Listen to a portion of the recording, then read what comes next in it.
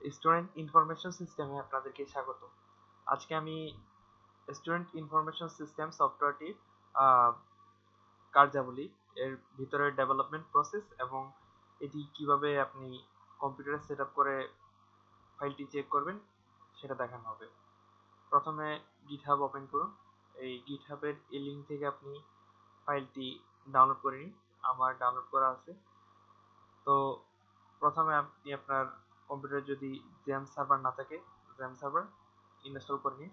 তারপরে সি ড্রাইভে জ্যাম ফোল্ডারে জ্যাম কন্ট্রোল প্যানেল থেকে জ্যাম সার্ভারের অ্যাপাচে মাইএসকিউএল এই দুটি অন করে দিন। অন করে দেওয়ার পর প্রজেক্টটি নেটবিনসে ওপেন করুন। এখানে আমার নেটবিনসের প্রজেক্টটি ওপেন করা আছে। আমি সফটওয়্যারটি বিভিন্ন ফেজে আসলে ডেভেলপ করেছি। তো এই সফটওয়্যারটিতে মূলত সিস্টেম প্যাকেজের আন্ডারে অনেকগুলো ফাইল দেখা যাচ্ছে, যেখানে অ্যাডেড ইউজার ফাইল, এটি মূলত গুই দিয়ে ডেভেলপ করা। তো অথবা জাভা সুইং নামে যেটা সবার কাছে পরিচিত। তো আমি প্রথমেই অ্যাডেড ইউজারের জন্য একটি পেজ নিয়েছি, যেখানে একজন অ্যাডমিন একজন ইউজারের আইডি, নাম, বয়স, sex, blood group, mobile number এবং ইমেজ ইনক্লুড করতে পারবেন। তারপরে অন্য একটি পেজ যার নাম হচ্ছে সার্চ ইউজার আইডি। এখানে একজন অ্যাডমিন বা একজন ইউজার তার আইডি দিয়ে সার্চ করে তার পার্সপেক্টিভে সেই আইডিটার নাম, age, blood, sex, mobile number এবং ছবি দেখতে পাবেন। এবং অন্যটি রয়েছে ড্যাশবোর্ড।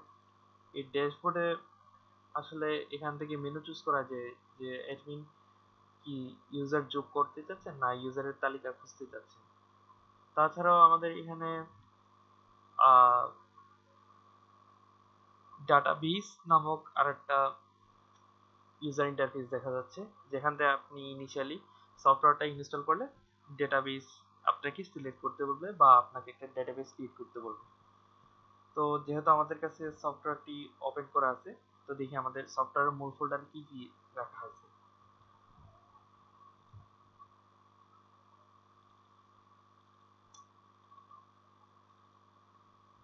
তো দেখা যাচ্ছে আমাদের সফটওয়্যারের মূল ফোল্ডারে ডেটাবেস নেম, started.txt আর অন্যান্য ফাইল রাখা আছে। তো প্রথমবারের মতো যখন আমাদের সফটওয়্যারটি ওপেন হবে, তখন সে বিল্ড সরি সে রিড করবে এখানে started.txt নামে কোনো ফাইল আছে কিনা। যদি থেকে থাকে তবে সে সেটা রিড করবে। রিড করার পরে এই উইন্ডোটি চালু করবে। চালু করার পরে সে started.txt ফাইলটি মুছে দিবে এবং ডাটাবেস নেম দিয়ে একটা নতুন ডাটাবেস ক্রিয়েট করবে। তাহলে চলুন দেখা যাক সফটওয়্যারটি কিভাবে কাজ করে।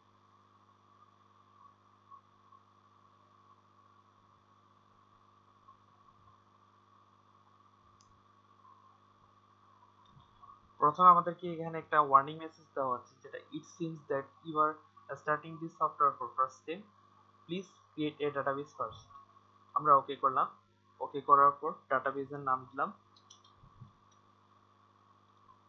এরপর এখানে একটা ইনিশিয়াল পাসওয়ার্ড দিলাম, যদিও এটা নিয়ে পরবর্তীতে কোনো কাজ করা হয়নি। এর মানে আমাদের এখানে একটা ডাটাবেস ক্রিয়েট হয়ে গেছে। এর জন্য অবশ্যই আপনাকে জ্যাম সার্ভার সফটওয়্যারটি ইনস্টল করতে হবে এবং তার মধ্যে মাইএসকিউএল ডাটাবেস আপনার অন রাখতে হবে। এবার হোম বাটন ক্লিক করে হোম বাটনে যাই, একটা আইডি সিলেক্ট করি। তার জন্য এইজ, সেক্স, ব্লাড গ্রুপ এবং ফোন নাম্বার সিলেক্ট করি। এবার একটি ইমেজ সিলেক্ট করি।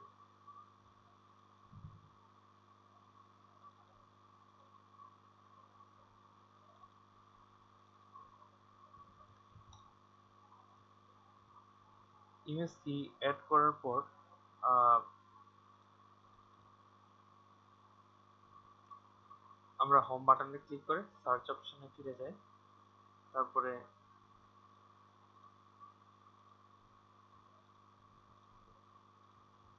একটা আইডি দিয়ে আমরা সার্চ করি।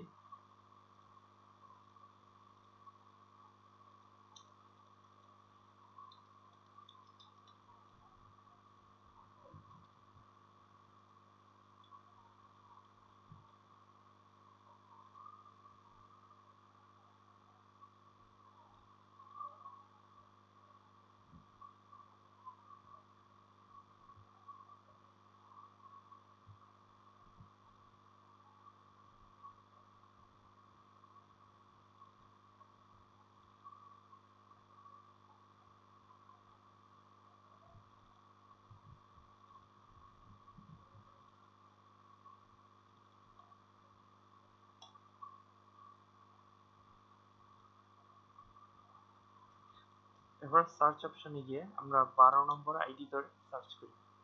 সার্চ করার পর এখানে তার নাম, age, blood group, sex, mobile number এবং ইমেজটি উপস্থিত হবে। ধন্যবাদ সবাইকে।